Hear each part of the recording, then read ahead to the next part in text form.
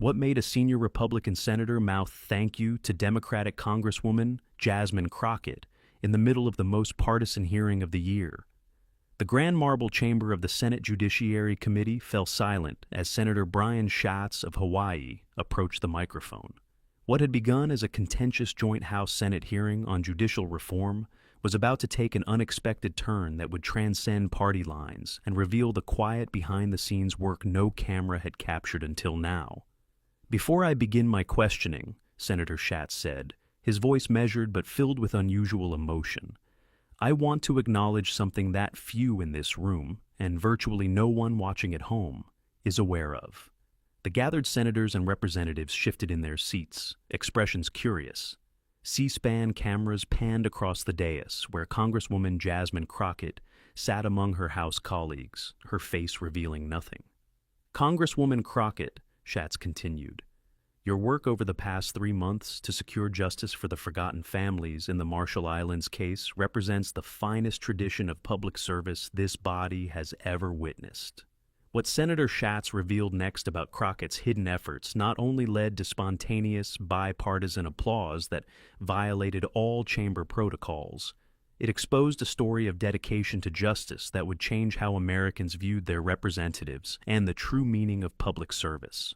Before we reveal what Congresswoman Crockett accomplished that earned such extraordinary recognition across party lines, make sure to subscribe and hit the notification bell. We bring you the stories of genuine public service that mainstream media often misses, moments that restore faith in our democratic institutions. The Joint Judiciary Committee hearing had been convened to address what many considered an intractable partisan issue: proposed reforms to the federal judiciary following several controversial Supreme Court decisions. With the Senate and House Judiciary Committees meeting together in the larger Senate chamber, the atmosphere was tense with anticipated partisan conflict. Senator Brian Schatz brought a particular perspective to the proceedings. The Hawaii Democrat, first appointed to the Senate in 2012 following Senator Daniel Inouye's death, and subsequently elected in his own right, had built a reputation as a thoughtful progressive who occasionally found common ground with Republican colleagues on specific issues. His interest in judicial reform stemmed partly from his state's unique legal history, with Native Hawaiian rights and historical injustices frequently intersecting with federal court jurisdictions. Before entering politics, Schatz had worked in the nonprofit sector and served in Hawaii's state legislature, developing expertise in environmental policy and indigenous rights. While not a lawyer himself, he had become known on the Judiciary Committee for his thorough preparation and focus on practical impacts rather than abstract legal theories. What do you think about representatives who work across party lines on justice issues? Is bipartisanship still possible in today's divided Congress? Share your thoughts in the comments below. We value your perspective on finding common ground in polarized times. Congresswoman Jasmine Crockett represented a different path to the halls of Congress. Elected in 2022 to represent Texas's 30th congressional district, she had previously established herself as a formidable civil rights attorney with extensive courtroom experience. Her legal background gave her particular credibility on judiciary matters, though as a first-term representative, she was still establishing her legislative reputation.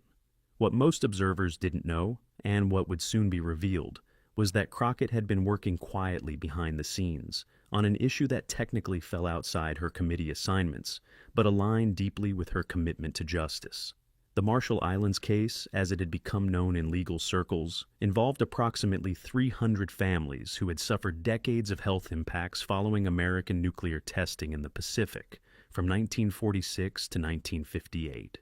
Despite a settlement agreement in the 1980s, new evidence had emerged showing that the U.S. government had concealed the full extent of radiation exposure, leaving many victims without proper compensation for cancers and genetic disorders that continued to affect multiple generations. The legal complexities were daunting. The original settlement included language that appeared to prevent future claims regardless of new evidence.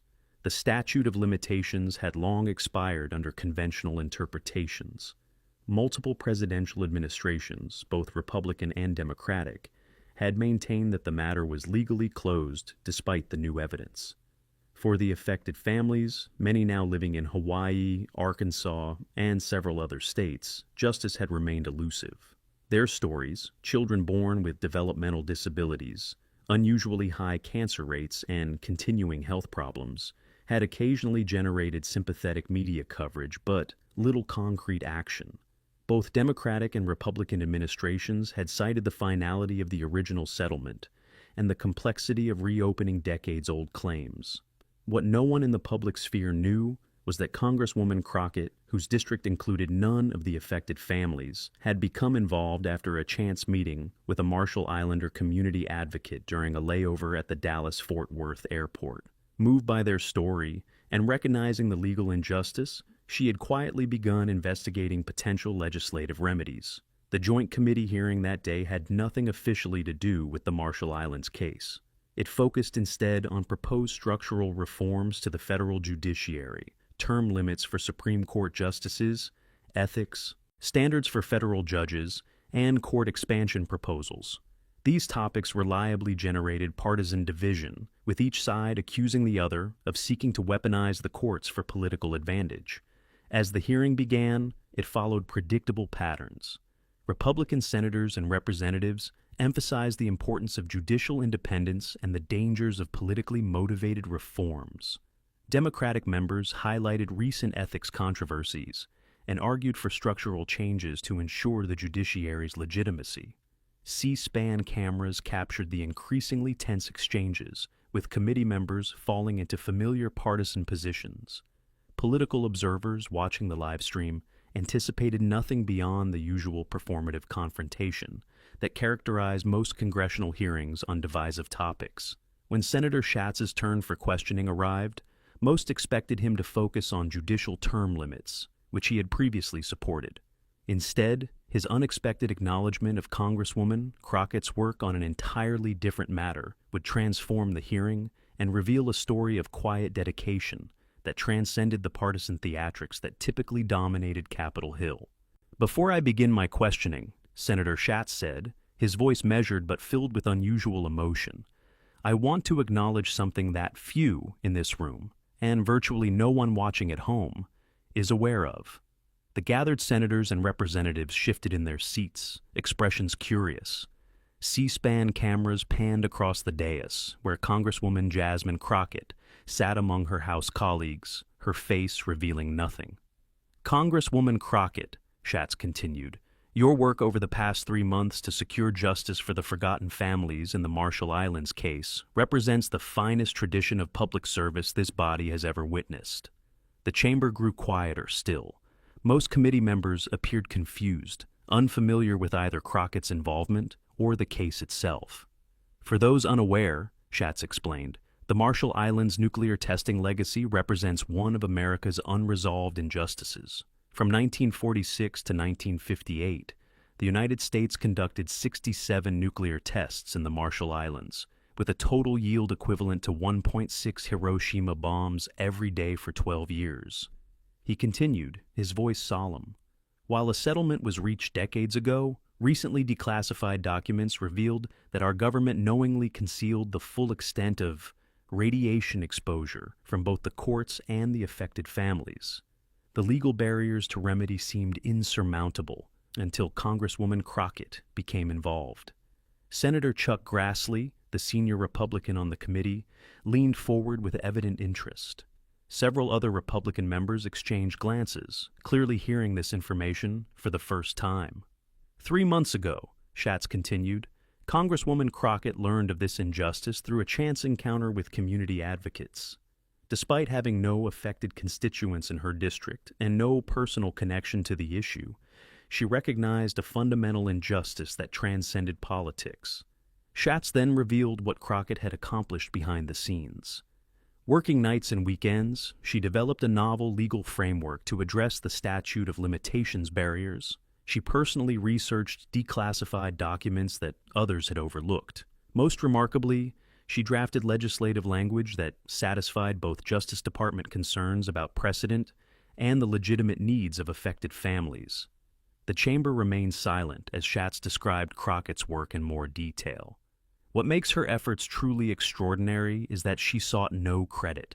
She didn't issue press releases or social media posts. She worked across party lines, building quiet consensus rather than public attention.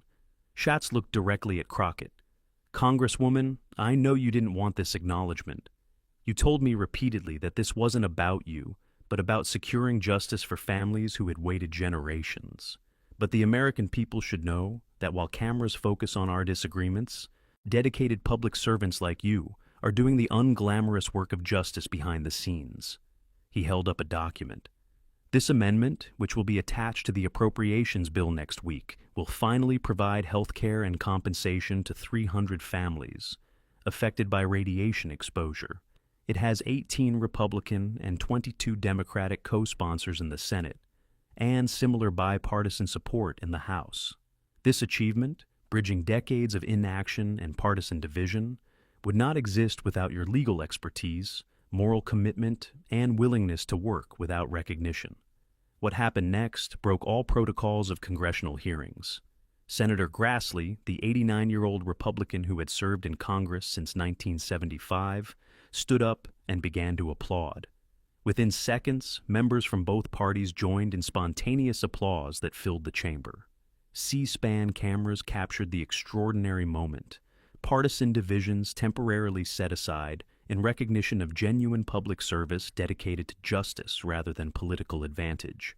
Several Republican senators could be seen mouthing "thank you" toward Crockett, while her Democratic colleagues appeared both surprised and moved by this unexpected bipartisan acknowledgement. When the applause finally subsided, Congresswoman Crockett addressed the committee with characteristic humility. "Thank you, Senator Schatz, but this recognition belongs to the families who never gave up seeking justice, and to staff members from both parties, who worked tirelessly on this solution." She continued, her voice steady, but emotion evident. "This wasn't about politics, but about our nation keeping its promises. The affected families never asked for special treatment, only for acknowledgement of the full truth and appropriate health care for ongoing conditions. I'm grateful that colleagues from both parties recognize that some injustices transcend our political differences." Senator John Kennedy, a Louisiana Republican known for his conservative positions, spoke next. "Congresswoman Crockett, I want to thank you personally. My state has a community of Marshall Islanders who have suffered health effects for generations. They had given up hope of ever receiving justice from their government. Your work represents what Congress should be, but too rarely is." This additional acknowledgement from a conservative Republican further highlighted the extraordinary nature of the moment. The partisan tension that had defined the hearing's earlier exchanges had transformed into something rarely seen in contemporary congressional proceedings: genuine appreciation across party lines for substantive work addressing a long-standing injustice. As questioning returned to the hearing's official topic of judicial reform, the atmosphere had fundamentally changed. The revelation of Crockett's behind-the-scenes work had reminded everyone present that, beyond the cameras and partisan performance, the real work of governance sometimes happened, through quiet dedication to justice rather than public confrontation. Senator Schatz concluded his time by noting, "Perhaps the lesson here is that justice doesn't always come through dramatic confrontation or viral moments. Sometimes it comes through meticulous legal research, patient coalition building, and a willingness to work without public recognition. Congresswoman Crockett has demonstrated that such work still happens in these halls, even when cameras and headlines focus elsewhere." As the hearing continued, the impact of Senator Schatz's revelation and the spontaneous applause for Congresswoman Crockett extended beyond the committee room. Congressional staffers were already sharing the C-SPAN clip across social media platforms, with the hashtag #QuietJustice beginning to trend on Twitter. What made the moment particularly powerful was its authenticity. In an era of carefully choreographed political moments, this spontaneous recognition had caught everyone, including Crockett herself, by surprise. The genuine nature of the acknowledgement from members of both parties resonated with a public increasingly cynical about performative politics. During a brief recess, reporters gathered around both Senator Schatz and Congresswoman Crockett, seeking additional details about the Marshall Islands case and the unusual bipartisan cooperation it had generated. "Congresswoman," asked a CNN correspondent, Why did you choose to work on this issue when it doesn't directly affect your district? And why did you pursue it without publicity? Crockett's response reflected the same commitment to substance over performance that had characterized her behind-the-scenes work. Justice doesn't stop at district boundaries, she explained. When I learned about these families, some of whom have waited 3 generations for proper health care and acknowledgement, the legal injustice was clear regardless of politics. Regarding her decision to work without publicity, she added, "Some issues benefit from public attention and pressure. Others require quiet, detailed work to build consensus. This case involves sensitive declassified information and complex legal barriers. Making it a public fight might have created defensive posturing that prevented solution. The families deserve results, not just advocacy." Senator Grassley, approached by Fox News, offered his perspective on why Republicans had joined the effort. "This wasn't about expanding government or creating new entitlements," the conservative Republican explained. "This was about America keeping its word and acknowledging documented facts. The declassified evidence Congresswoman Crockett uncovered showed clear government knowledge that hadn't been disclosed during the original settlement negotiations. That's not a partisan issue, that's basic fairness." As the hearing resumed, something remarkable happened. Members from both parties began referencing the Marshall Islands case as a model for how Congress could approach other challenging issues through detailed factual investigation, legal precision, and cross-party coalition building rather than public confrontation. Senator Tom Tillis, a North Carolina Republican, noted during his questioning, "The approach Congresswoman Crockett took on the Marshall Islands case, focusing on documented facts and legal principles rather than partisan framing, might serve as a model for how we should approach judicial reform as well. Perhaps we need more careful examination of specific problems and targeted solutions rather than sweeping ideological positions." This suggestion that the methodical, fact-based approach Crockett had employed might apply to the hearing's official topic represented a significant shift in the discussion's tenor. Several subsequent speakers from both parties similarly referenced the Marshall Islands resolution as a potential template for addressing at least some aspects of judicial reform through bipartisan cooperation. During an afternoon break, C-SPAN's coverage included interviews with Marshall Islander community leaders who provided context about the significance of the legislative solution Crockett had helped develop. "For decades, we were told this was legally impossible," explained Maria Cabua, whose grandmother had been exposed to radiation during the Pacific tests. Multiple administrations said the original settlement was final, regardless of new evidence. What Congresswoman Crockett did was find a legal pathway that respected precedent while acknowledging the new declassified evidence about what the government knew but didn't disclose during the original negotiations. Another community leader, James Leakia, added, "What meant the most to our families wasn't just the health care and compensation, but the acknowledgement of the full truth. The amendment includes a formal recognition that crucial information about radiation exposure was withheld during the original settlement process. That acknowledgement of historical truth matters deeply to communities that have felt invisible for generations."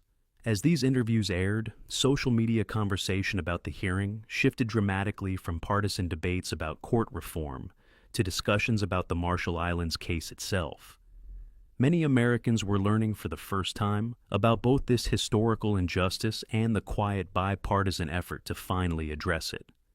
By late afternoon, major news outlets had begun developing in-depth stories about the case and Crockett's involvement.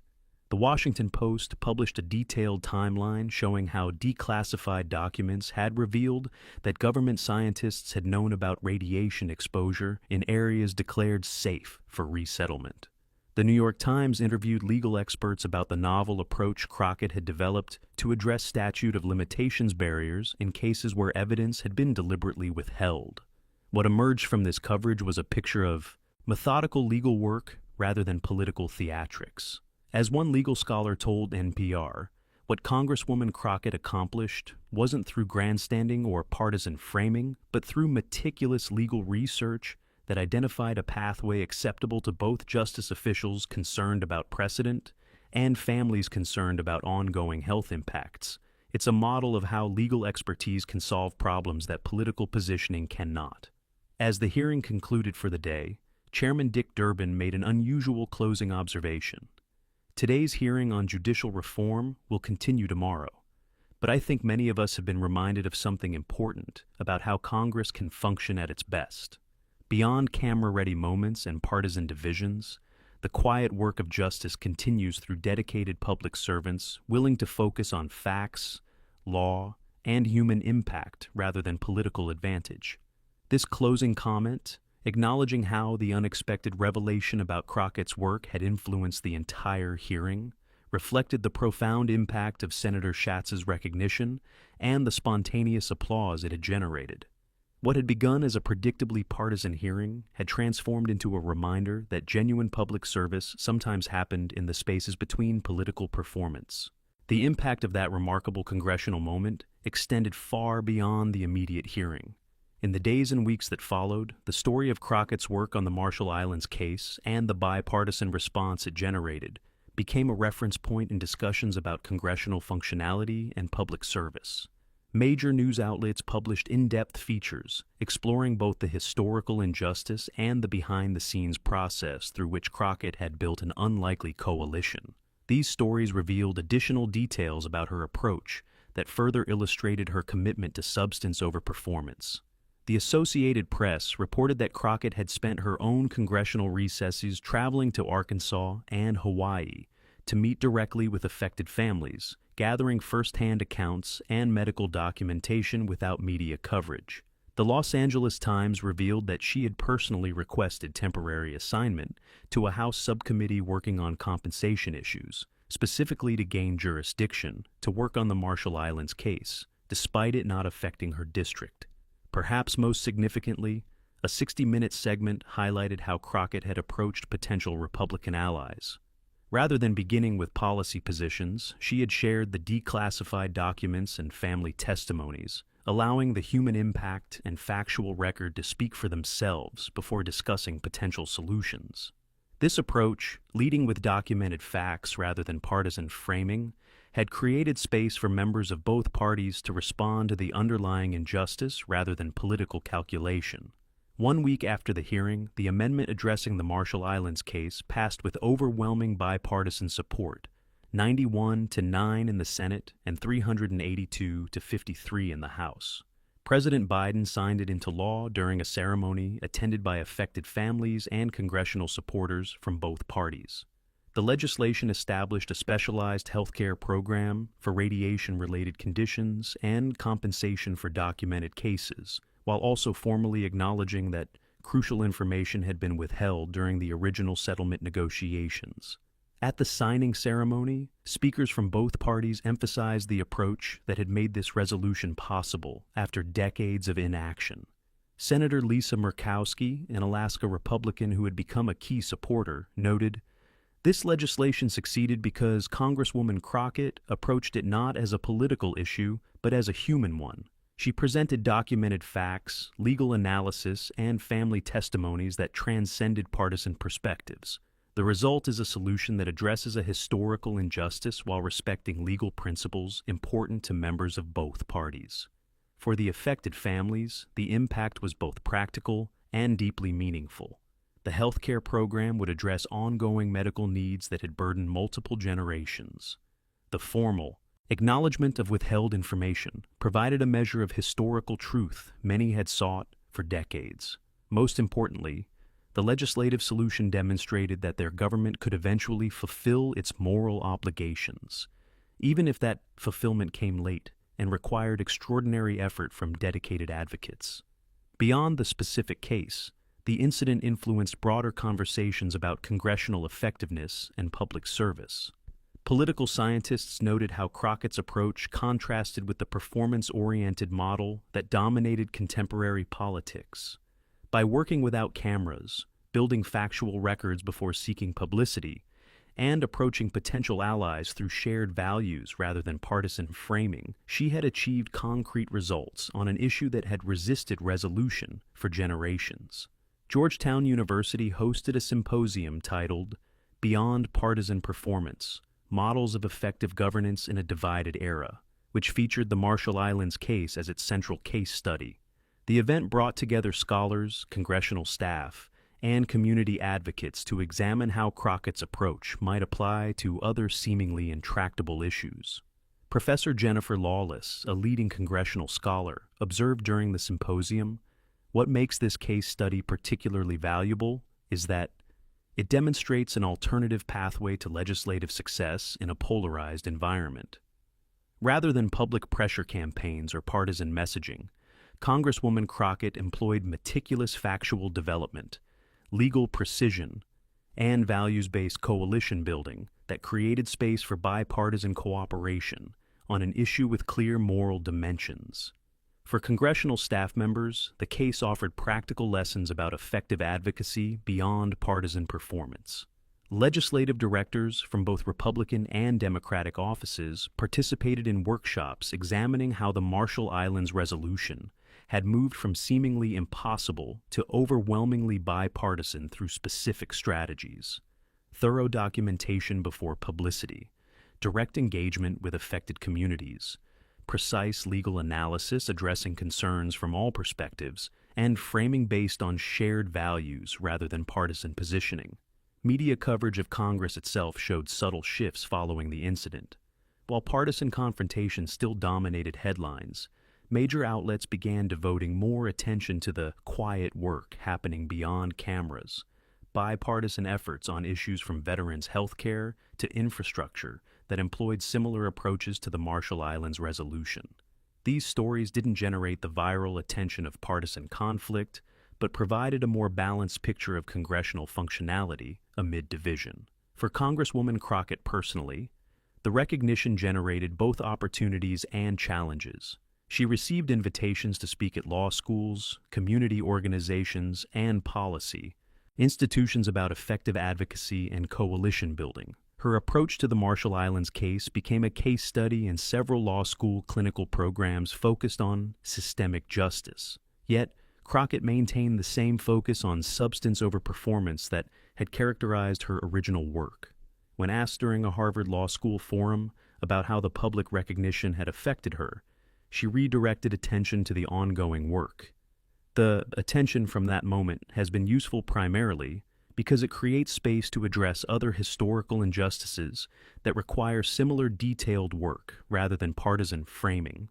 There are numerous issues, from toxic exposure cases affecting veterans to infrastructure needs in rural communities, that could benefit from the same approach of thorough documentation, legal precision, and values-based coalition building.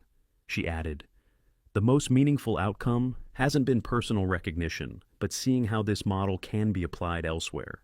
Several colleagues from both parties have approached me about collaboration on issues that have resisted partisan solutions, but might yield to fact-based, values-oriented approaches. That's the real legacy of this work, demonstrating that governance can still function across division when we begin with documented facts and shared values rather than partisan positioning." Senator Schatz, whose unexpected recognition had initiated the viral moment, reflected on its significance during a podcast interview 6 months later. "What struck me about Congresswoman Crockett's work wasn't just the outcome, but the process. In an era when social media visibility and partisan confrontation seemed to define political success, she chose a different path: thorough documentation, legal precision, and quiet coalition building focused on concrete results rather than political positioning." He continued, "That spontaneous applause from members of both parties wasn't just about this specific case. It represented recognition that beneath the partisan performance that dominates cameras and headlines, the real work of governance sometimes still happens through detailed, principled effort, focused on justice rather than political advantage.